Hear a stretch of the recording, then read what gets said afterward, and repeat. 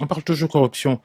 Pour terminer, euh, corruption dans l'attribution des marchés du pétrole et du gaz sénégalais, comme vous l'avez écrit dans votre livre. Comme je l'ai démontré. Oui, démontré, si vous voulez. Le livre, le protocole d'Élysée, confidence d'un ancien ministre sénégalais du pétrole.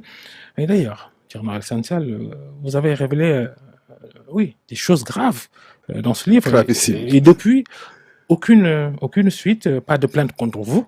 La justice ne s'est pas non plus autosaisie. On termine par ça, la justice. Oui, c'est pourquoi d'ailleurs moi, quand j'entends les... Je ne m'intéresse plus à ce qui se passe à la justice, pour vous dire vrai. Quand on parle d'affectation, etc., très sincèrement, ça ne m'intéresse plus tellement. Parce qu'une justice qui accepte au jour le jour, du matin au soir, qu'on condamne des voleurs de poulets, des voleurs de trucs, et qui sait que par ailleurs, il y a des choses hautement plus graves qui se passent et qui se bouchent les nez, ne peut plus m'intéresser.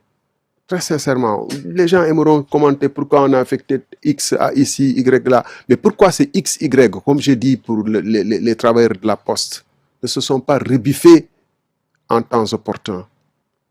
Ils savent mieux que nous ce qui se passe. Ils savent mieux que nous comment les plaintes que j'avais faites quand j'étais DG de la RTP ont été enterrées de première classe, en première classe. Donc, ce pays, et c'est là d'ailleurs l'origine de la violence.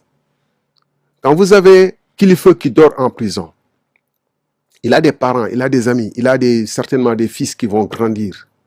Et vous avez les députés payés par la République, protégés par la République, honorés par la République, sans qui Kilifeu n'aurait jamais eu, selon les dires, reçu des passeports diplomatiques, qui sont en liberté 6 mois après.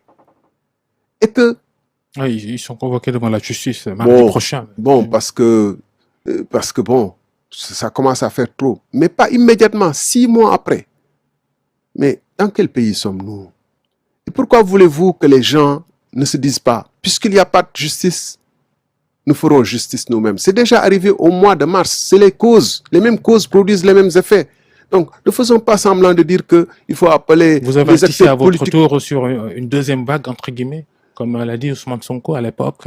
Non, je dis que, comme dirait un célèbre révolutionnaire, l'injustice porte en elle-même l'orage.